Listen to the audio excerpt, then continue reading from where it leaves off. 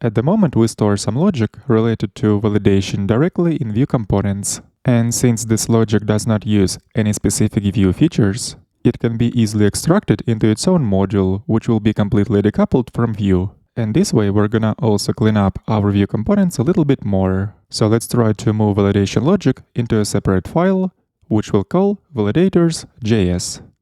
We will create this file inside of source folder. And let's just go ahead and extract logic related to validation. We're going to create and export separate validation functions on here. For example, the first validator we'll call isPageValid, since it is going to validate page name. This logic references constant nowItems, so we have to import this constant from constants module. Let's write import in here for nowItems constant. This validator function should be passed page name, which we will validate. So let's specify one param in here with the name page. And then we're going to pass this param further into includes method. Let's keep going and extract more logic related to validation. Switch over to timeline item component. In here, we're gonna copy this part of code, actually cut it from here, and move it inside of validators.js module. This logic validates if timeline item object has valid shape. So we're gonna call this validator isTimelineItemValid and paste that validation logic in here. As a param, it's going to accept timeline item object. So we can easily extract our property which we reference inside of this validator. And also, as we can see, we're using constant called hours in a day in this validator. So let's go up and import this constant from constants module. And now we're going to use this validator isTimelineItemValid inside of timeline item component. And first thing that we should do is to import this function.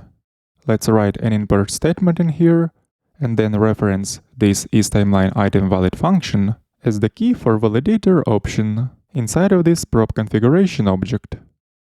And this way, in order to validate timeline item prop, Vue is going to call our function isTimelineItemValid. Let's continue and switch to the timeline component. Here we can see that we also use some validation logic. Here we run validation for every object inside of timeline items prop. But if we look more closely at this line, we can see that this is basically the same logic that we wrote right here inside of isTimelineItemValid validator. So to avoid code duplication, we're gonna import this function inside of component the timeline. And then we'll be able to easily reuse this validation function inside of this every method, so that this every method could call our custom validation function for every timeline item object which we receive inside of timeline items prop. And now the constant which gets imported in here is no longer needed. Let's remove this import. And finally, let's go back to the now component.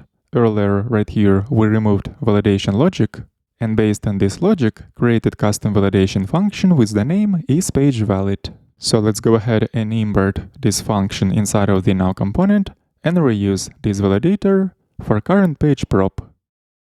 And this way we decoupled validation logic from Vue components and made our Vue components look cleaner. And if we'll go ahead and try to click around our application, we will see that our application still works as expected. We will continue development in the next lesson.